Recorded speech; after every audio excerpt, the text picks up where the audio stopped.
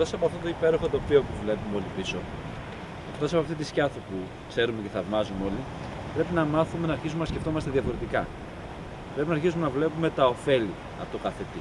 Και το όφελος από τη συγκεκριμένη περίπτωση είναι το εξής. Σε όλη τη γη αυτή τη στιγμή παράγεται ενέργεια από ανανεώσιμες πηγές. Η ανανεώσιμη πηγή αυτή τη στιγμή σε όλο τον κόσμο, η ανερχόμενη δύναμη είναι η κυματική ενέργεια. Αυτό που βλέπουμε είναι κύμα και παράγει ενέργεια. Αυτή η ενέργεια μαζεύεται, χρησιμοποιείται, υπάρχουν επιδοτήσεις από την Ευρωπαϊκή Ένωση, μπορούμε να κάνουμε μια πολύ καλή απορρόφηση και να δημιουργήσουμε όχι αυτονομία, αλλά να δημιουργήσουμε ένα πάρα πολύ μεγάλο ποσοστό ενέργειας από αυτή που πληρώνει ο Δήμος.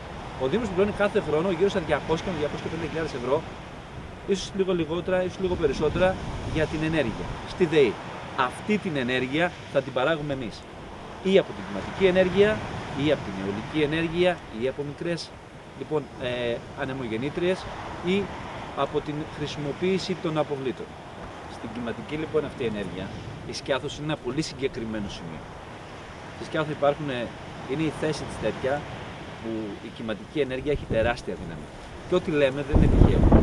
Υπάρχει μια ομάδα μηχανικών, μια ομάδα μηχανολόγων η οποία μπορεί να το υποστηρίξει. Υπάρχουν λοιπόν και ευρωπαϊκά προγράμματα και έτοιμες προτάσεις για να το κάνουμε.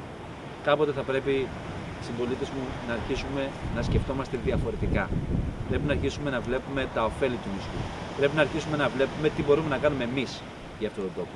Πώς να βοηθήσουμε τον τόπο μας. Όλη αυτή την επίβλεψη αυτών των έργων την έχει αναλάβει ένας άνθρωπος του συνδυασμού μας. Ένας υποψήφιος.